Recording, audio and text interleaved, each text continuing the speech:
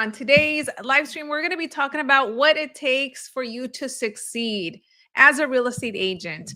So make sure that you have your pen and paper ready because we're going to be talking about lead generation. We're going to be talking about a schedule, mindset, and absolutely everything that you need to be doing in order to stand out. We've seen a lot of agents leave the business. So we're going to be covering what exactly you need to be doing in your business so that you actually thrive and succeed. So with that being said, I'm going to go ahead and bring on my co-host. You have seen him many times, Robert Villanueva. So welcome, Robert. Can we see you, Robert? Did he freeze? Oh, it looks like he froze. I'm not sure what's going on, but as you guys are joining, go ahead and let us know where it is that you're tuning in from. Drop a comment, the city, the state, how long you've been in business, and any specific question that you might have regarding just anything real estate related, your business. Like I mentioned, we're going to be talking about how to succeed. I have seen a lot of different things happening in the business, depending on where it is that you're located. And you can let me know in the comments. I have seen now homes that take a little bit longer to sell.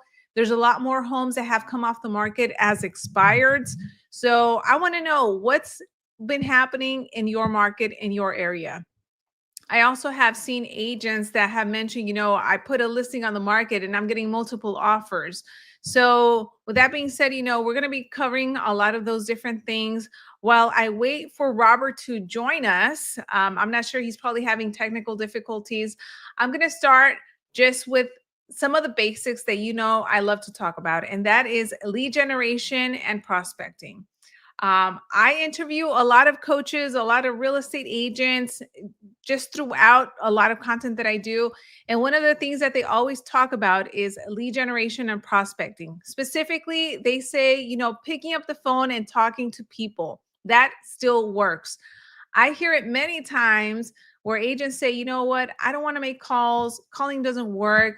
And at this point right now, I know that for me, making calls, talking to people really is what elevated my confidence, my ability to communicate, to convert.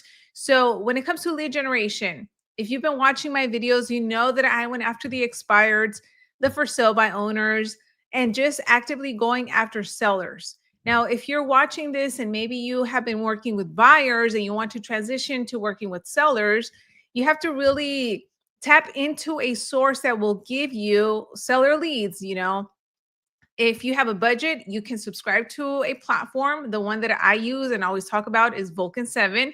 You get the expired, the for sale by owners, you get neighborhood search, which I want to talk a little bit about the neighborhood search. Some of you are probably like, you know what, I don't want to make these calls, but the neighborhoods, if you want to do just listed, just sold, that is a great source for you to be going after. So we're going to be talking a little bit more of that. At this point, it looks like Robert is back. Hopefully we don't lose him again. So Robert, welcome. Let's see if we can hear you this time. There we go. StreamYard isn't really liking me, so I don't know what it is. It keeps kicking me out, but yes, I'm not sure what's going on. It looks like you're delayed. I know that we had this issue last time that we had a live stream, but for everyone that's listening, maybe they're newer to tuning in, just go ahead and give them a little bit about your background. Sure, absolutely. So I've been in the business now for 25 plus years. I've closed over 2,500 deals. I've been a broker owner for the last 20 years. I had the good fortune of being the #1 agent for the #1 Century 21 office in LA County for 5 years running. So definitely has been a fun ride so far. Awesome. So right before you jumped in, I was talking about lead generation and prospecting, but I want to ask you, what are some of that lead generation and prospecting priorities that agents need to have coming into this new year? It's going to always be the #1 thing that I work with a lot of my coaching clients, and that's definitely going to be their personal database. This is something that everyone has, even if you're a brand new person. Being in a position where you can actually work some of your past clients, your family, your friends, and start to build, if anything, that database if you don't have one already. Awesome. So next, I want to talk about a productive agent schedule, because there's probably going to be agents that are watching this that are doing real estate part-time. They want to transition into full-time. So let's talk about a schedule first for a part-time agent. What should that look like? Let's say if it's maybe a nurse that is looking to do real estate or they're doing it on the side, what can you tell us? Sure. Uh, what you want to do is when you're building a schedule, whether it's part time or full time, instead of looking at the time, I want people to look at with what activities they're doing in that time. The five activities that you would want to be paying attention to is number one is skills. You want to work on your skills. You want to know as to, the language of sales, perfecting that, getting better, getting stronger. Number two is the amount of prospecting you're doing. So whether that be telephone prospecting, knocking on doors, open houses, it really doesn't matter. This is a contact sport and you have to be in conversations all day, every day. Number three is, of course, as you're generating leads, is lead follow-up. So with those three things, skills, prospecting, and lead follow-up, those are non-negotiables. Those are things that you should be doing all the time. The next two things, as you start to get results, the fourth item is working on, of course, the negotiation of contracts. And then the last thing is going on the appointments. That's what our job is. So you want to look at having those tasks, whether it's part-time and or full-time, how much time you're investing in regards to those particular items. And for that matter, getting them done as quickly as you possibly can. So specifically for an agent that is doing this full time, but maybe they haven't taken it seriously. Robert, I've been slacking, I've been losing motivation, but come January 1st, I'm going to go hard. Uh, what do I need to start my day with? So number one, you want to work on your skills. It's kind of like stretching. It's kind of like, running a marathon, running a sprint. You want to stretch a little bit, and that's going to be working on your skills, even if it's from chanting, practicing role play, anything from that direction. The second thing is the number of conversations. So basically set a number. I want to speak to at least 10 people, 20 people, 40 people. The more you talk, the more, of course, opportunities. And then that third thing is the lead follow-up, because unfortunately, they get dry on the vine if you're not doing your job in terms of following up with these people. So, you brought up skills, and that actually leads me to my next question. How can someone improve their skills and their objection handling? Let's say they're getting objections about the market, the prices are still, interest rates are high. I want to wait for the market to crash. I want to see what's going to happen, once the new president comes in and what he starts doing. I mean, how can we handle these objections to make sure that we're actually helping motivated buyers and sellers? Well, one of the ways is I basically on Tuesday, Wednesday, and Thursday, I have a class 7:30 a.m. to 8 o'clock Pacific Standard where we work on exactly with what you're talking about. So if your schedule allows, come join us. That's again Tuesday, Wednesday, and Thursday from 7:30 to 8 o'clock a.m. Pacific Standard. If you can't, well, you can work on something as simple as recording a script. Record a script and listen to yourself and think about back when you were in high school and trying to learn and be the cool kid because you have that song memorized. Well, in this case, as an adult, instead of memorizing songs, memorize your words and work on, of course, the lines. What am I supposed to say? How do I handle this objection? And then from that, as you start to prospect, you're going to get those objections. As you get the objections, write them down and practice them over and over and over and over again. I remember way in the beginning when I got into the business, one of the ways that I learned my scripts and objection handlers was by recording myself reciting them and then listening to them in the car. So instead of listening to music everywhere that I went, I was listening to myself, pretty much going through the listing presentation and the objection handlers. And it got to the point that I remember having dreams that I was doing the listing presentation. But that's what it takes. When you take it very serious at this point right now, I can tell you what line was in what page for the listing presentation. And I think that's something that a lot of agents, if you're watching this, if you know that you need to work on your scripts and your objection handling, take this, as a sign, like go out there, read it and take it seriously, commit to being disciplined and learning it, because that's what's going to help you stand out versus another agent. Let's say if it's you versus me, if your skills are not at 100%, Loida comes in or Robert comes in, you're probably gonna have a good idea who's probably gonna take the listing. So we want you to succeed and you to take those deals. So make sure that you are sharpening your skills and your communication. Now, Robert, also another thing that I have seen recently, and I briefly was talking about it earlier while we were waiting for you, is the market shifts and the changes depending on where certain agents are at. Homes are sitting, homes are selling fast. So, how can an agent adapt to changes in the market? Yeah, I mean it's unfortunately and fortunately, I say unfortunately because it requires more effort. It requires more skill. It requires you to be a better version of yourself. The fortunate part is that when we find ourselves in these windows of slower times, things aren't happening. You're forced to. And you're either forced in one of two directions. You're forced to become better and or stronger, or you end up being the person that ends up folding and just saying, you know what, I'm just going to go back to my previous job. So you have to look at the activities you're doing with what we talked about earlier. If you were making 10 contacts a day, we'll make 20. If you weren't calling your database, call your database. If you weren't working on your skills, work on your skills. You have to look at the things that's going to get you better. Sitting there at your desk, being behind a chair and your computer for the last 6, 7, 8 hours and expecting business to come to you, that's not going to happen. You got to work at it. So, for an agent that's watching this and maybe they don't have any deals going on, but they want to start 2025 on the right foot, Mm. um, a very popular question, you probably hear it all the time, is how can I get leads fast? Where do I get started? I know you mentioned the database, but aside from that, So there's a couple of different ways. One is you can go and buy business, which is never with what I recommend, at least out the gate for agents that are getting themselves started. And if you're in a financial position you can't afford it, well, be careful with that approach. Number two is going to be, of course, going out and finding it.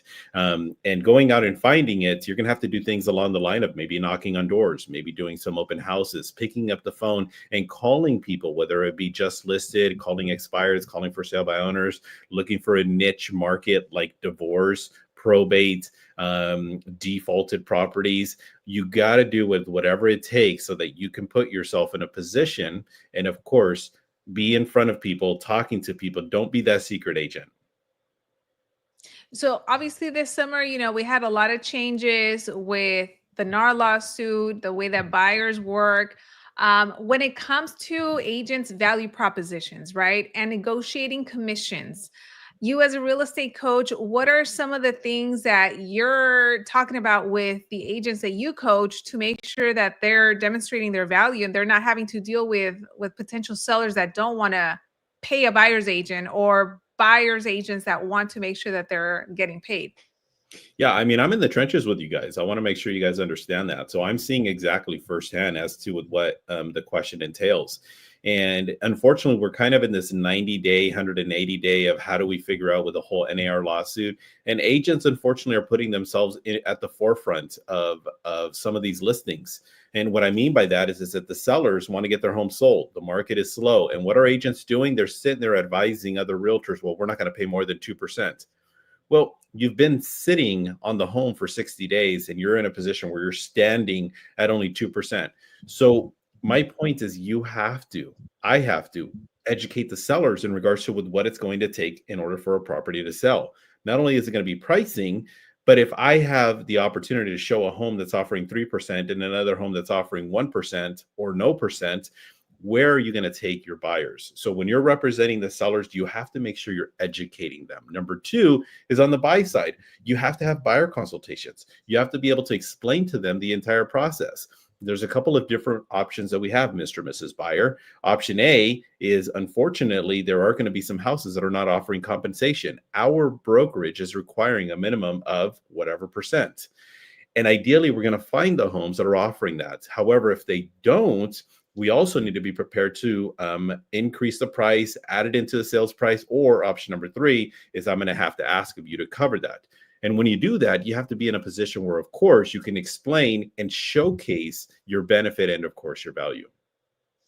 Another thing that I mentioned earlier on in the live stream was, we're seeing a lot more expireds versus, let's say, last year. Mhm. So I know that there's going to be agents that probably have tougher conversations with their clients regarding pricing or adjusting the price. So, what are some tips that you can give regarding having those conversations? So, how can they be initiated? And after how many weeks or months should those conversations be started? Yeah, this is a great question because for the last 10 years, a large percentage of realtors are like, okay, I took a listing, boom, that means a deal, I'm getting paid.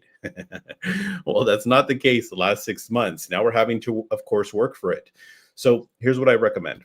The price reduction starts at the listing presentation. I tell this to every single one of my coaching clients. You don't wait 2, 3, 4, 5 weeks when the house is on the market. You beg them for a price reduction. You got to do that up front. My goal, my responsibility when I'm doing a listing presentation, I will always give them the opportunity to pick the price.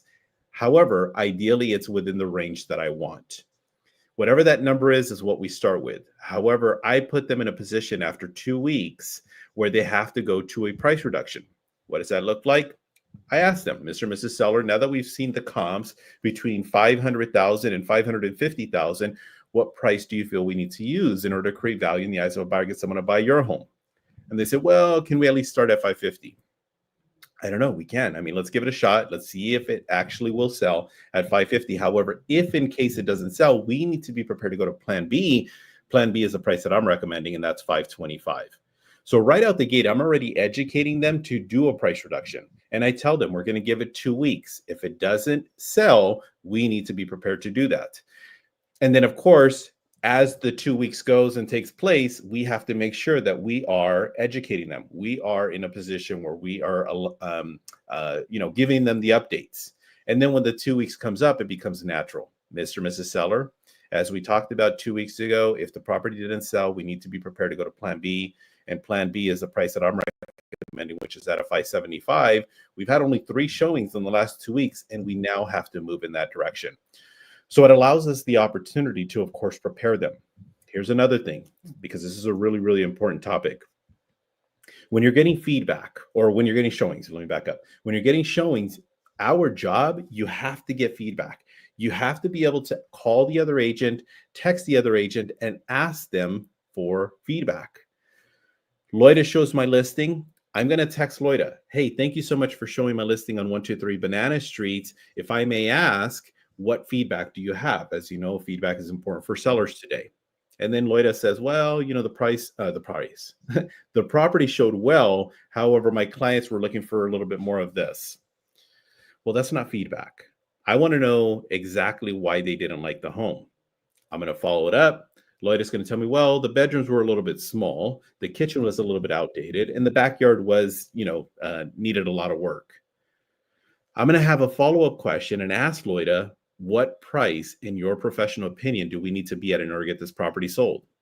And ideally, Loida is going to respond back and say, hey, you guys need to really be a little bit closer to like 500, maybe 510.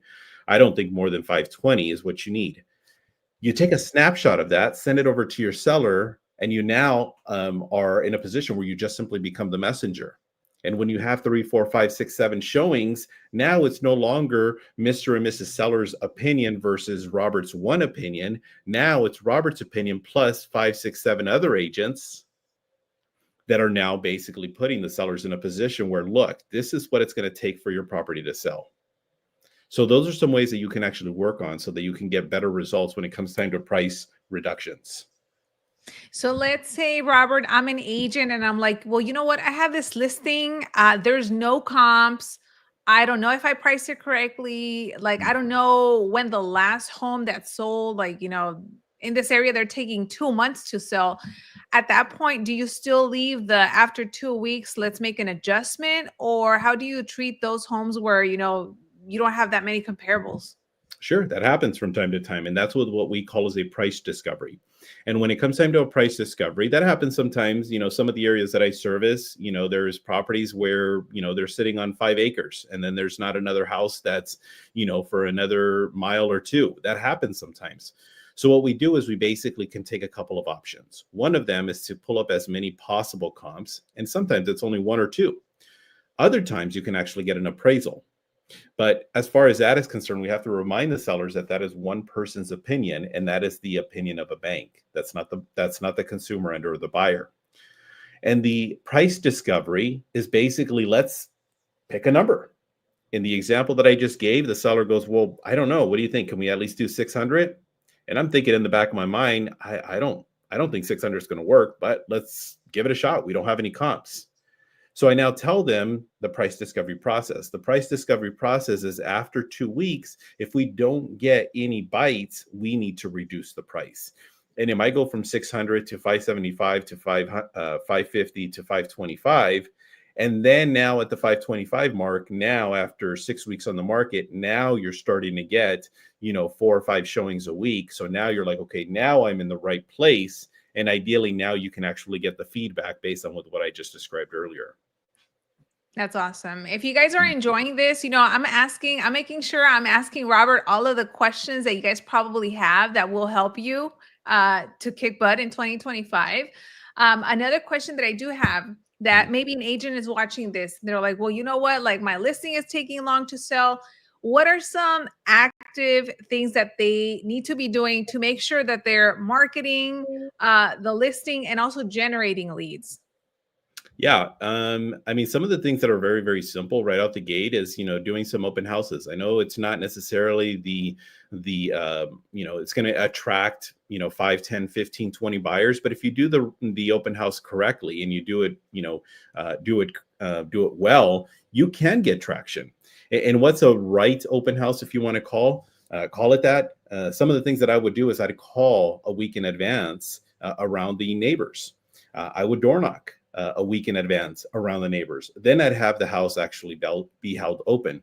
And in the meantime, everything I just described, you're doing your social media postings, you're doing your postcards, you're attracting as much as you possibly can. And then that way, when you do have the open house, now you're starting to get people that are coming in through the doors. Instead of sitting there twiddling your thumbs for 3, 4, 5 hours, now you're actually attending to clients. And again, we have a powerful tool. We're using a powerful tool, and that's social media, whether that's showcasing a home via YouTube, going on Instagram, going live, Facebook, showcasing a featured listing, anything that's going to put you in a position where you're out there showcasing as much as you possibly can that particular property. And you got to do everything. The next question that I have for you, let's say an agent has been working with buyers, but they want to transition to work with sellers. What are some of the steps they need to take if they mostly have experience with buyers only? Yeah. So a couple of different routes, depending on how long you've been doing this. If it's 2 or 3 years, you're just going to have to just keep going at it and continue to prospect. You got to go knock on doors, pick up the phone, call people, so on and so forth. But there's also a turning point. And what I mean by the turning point, if you're an agent that's 4 or 5, 6, 7 years, as an example, a lot of the buyers that you were working in year 1, 2, 3, or 4, well, guess what? You got to pick up the phone now and call them, because some of those are actually going to be your listings, which is the reason why we have to call our database. So in that, you might be the type of agent, let's say your first year you did 6 deals and 5 of them were buyers. And then the second year you did 8 deals and 7 of them were buyers. Well, ideally, you're not just sitting there waiting. As an example, open houses, as much as I love them, they can also be a little bit of a hindrance, because the larger percentage of the people coming in and the most, the people that you're actually following up with are the buyers. So you got to be able to do the proactive stuff, such as the knocking on the doors, picking up the phone and calling these people, because now you're looking specifically for sellers. Work your database, knock on doors, pick up the phone and start calling people. But I don't want you to stop, because buyers are a great source. You just have to learn how to transition in regards to getting more results from the prospecting that you should be doing. Mm-hmm. One thing that I hear a lot of times that agents ask me is regarding contacts, right? So we're talking about making phone calls, picking up the phone, calling, whether it expires for sale by owners, your neighborhood. I always get asked, Loida, how many calls did it take for you to get that one listing? And it goes back to skills, right? I work on my skills. If an agent doesn't work on their skills, we're going to have different results. But can you kind of break down how that can work for an agent, for them to figure out maybe like the contacts, the leads, the appointments, and all of that? Yeah, absolutely. If you're a brand new agent, you got to hang in there. Okay, it's tough. I know exactly what it in a sense takes. But if you're in a position that you can expedite your success, which is what I say all the time, and the way you expedite your success is, of course, working on your skills. So the more you work on your skills, the more opportunities come about. But let's answer the question. Okay. So as you're going about, you go and knock on, let's say 50 doors. At 50 doors, you get 20 people that actually answer the door. And in that, you don't get anything. Let's just say, for example, you knock on 50, you get 20 people that answer, and that's it. You just distributed flyers. You didn't get one person that was interested, nothing. Well, you gained experience from that. The next day you go and knock on 50 doors again, and now you get another 20 people. But this time you get one person that gave you some information. We're thinking about it, possibly, eventually, hopefully, possibly, all this stuff. You have to keep working at it. In most cases, this is the part that sounds a little discouraging, but you can expedite this. Most brand new agents are going to take 1,000 to as many as 2,000 conversations of just simply cold and or some version of warm prospecting. Think about that. I did say 1,000 to 2,000 conversations. If you're having 10 conversations a day, that's 100 days and potentially 200 days. How do you expedite it? You work on your skill. How do you expedite it? You do more, not less. So instead of doing 10 contacts, now you do 20 contacts. So instead of it taking 100 days for you to actually get a deal, now you do it in 50 days. But the next cycle, because you've gotten stronger because of your skills, it no longer takes 50 days. It now takes 45 days. And then the next cycle, it now takes 40 days. And then the next cycle, 37. But you have to be able to do everything at the exact same time, do more in terms of contacts, do more in terms of working on your skills. And eventually you're going to build this momentum, this rhythm to where you're going to generate a lot of leads that are going to actually end up snowballing and turning into contracts. So it takes a lot of discipline and commitment to stick to it and keep pushing through, even when you don't see the results, which kind of leads me to the last question that I want to ask you. How do you stay motivated? You know what, Robert? I'm in a funk. You know, sometimes I'm motivated and I'm excited. Another day I'm like discouraged. Like what can I do to make sure that I stay on track and just, go full force? Yeah, that's a can of worms, but I'll answer it as thorough and as quickly as I possibly can. And the reason I say it's a can of worms is because with mindset, there's things that we can do. First off, you have to have goals, because if you don't have a destination, you don't have something in specific, it's hard, it's dark, it's a journey. And if you don't have those goals, it makes things very, very challenging. But you can do certain things to strengthen your mindset. As an example, how about doing some affirmations? How about working with something positive? Because as an example, you wake up in the morning and instead of going, another day, man, yesterday sucked. Well, that's a version of affirmations. How about saying something positive like, I am an amazing agent. I am going to find one great listing today. How about intentions? What's the difference between intentions and affirmations? Intentions is future pacing. I will sell X number of homes next year. I will finish the year strong, so on and so forth. I will weigh, so on and so forth. So affirmations, intentions. How about journaling? How about writing things down? I'm not a big fan of it, but my girlfriend is. Okay, so it works great for her, but it doesn't for me. You got to find the right recipe. Okay, how about reading? When was the last time you read a book? Right? How about doing some version of exercise? YouTube. I love, going back and watching some of our videos, watching some of your videos, Loida, going and watching like Ed Milet, Tony Robbins, Jim Rohn, all of these people. I love doing that. How about a version of prayer? Okay, I'm a person of faith and I talk to God all the time. That works for me. How about listening to some inspirational music? How about going and visiting a mentor? How about listening to some audiobooks instead of reading a book? How about just listening to a book? Do some visualization, visualize your goals, visualize you knocking on a door and somebody answering and saying, yes, Robert, we want you to come and help us. Okay, we'd love to sit down with you. How about visualizing that? How about meditation? All of these things, and I could keep going on and on and on and on. But see, here's the thing. Our mind, our brain is a muscle. And if you don't work on it, guess what? It's going to be nothing but mush. So it's up to you in regards to how quickly you want to be successful. It's up to you in regards to how powerful of a mindset you want to build. And you know what? We actually have a comment that I want to highlight, and you can be very quick with the way that you answer this. But we have Maxwell. He says, my first year I did 30 listings. I'm going for 75 next year. So let's say for him, what does he need to do to hit those 75 if he's done 30 already? Cool. Perfect. So here's what I want you to do. Okay. So Maxwell, what I want you to do is I want you to do with what I call as a source recap. Okay. So of those listings or all of your deals, you're going to go, okay, of the 30, I was able to capture 15 of them from this source. And then another 5 from this source. I got 3 from this source. I got another 3 from this other source. I got 2, and I don't know, whatever. It ends up adding up. So then you go back and you say, how can I forecast for 2025? How do I take the 15 and turn it into 25? How do I take the 10 and turn it into 15? How do I take the 3 and turn it into 7? So in that, you now have a straight trajectory, because I not trying to be rude or disrespectful, Maxwell, I don't know you. So a lot of times what realtors will do is they just go, well, last year I did 5 and now I want to do 30. Okay, but how? Well, I'm going to work harder. It doesn't work that way. You have to be very strategic in the way that you actually go about this. And then from everything I just described, in order for me to go from 15 to 25 on this source, what are the things that I need to do more of or to become more effective?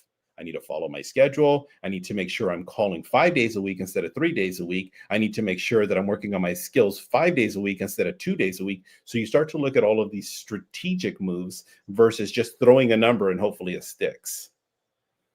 Awesome. Yeah. Thank you for answering that. And I just want to highlight another comment because this one hit close. Chicano Tube, this is Mike. He joined my boot camp. So I've done a lot of boot camps, prospecting boot camps, new agent boot camps.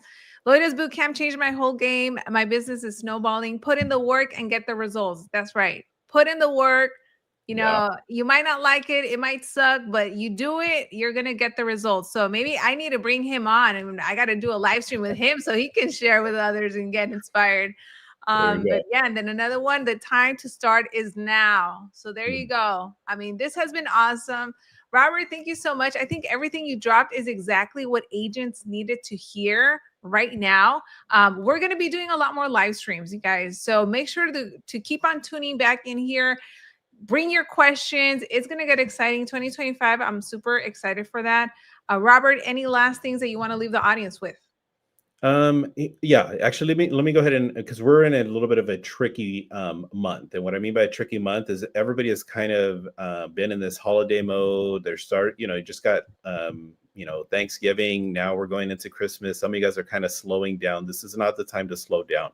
A very, very simple task is go to Google, print out the entire month of December. What I want you to do is I want you to circle the days you're going to work and commit to that. Go ahead and put an X on the days you're not going to work on, and commit to that. So create create a very simple little plan so that at least throughout the end of the year, you're finishing out strong and you have that integrity. We know 2025 has started about 60 days ago. Okay. Everything we're doing right now is not going to happen. We're not going to get paid on it until probably February or March. So basically going back to Berenice White, exactly. The time to start is now. And for that matter, probably 2 months ago. So let's go kick ass. Let's make it happen. Let's have an amazing 2025 year and keep tuning into these amazing YouTubes that hopefully you guys are finding value in. Yes. All right. Thank you. Thank you, Robert, for being here. Thank you, everyone, for tuning in. And we'll see you on the next one. Bye. Bye.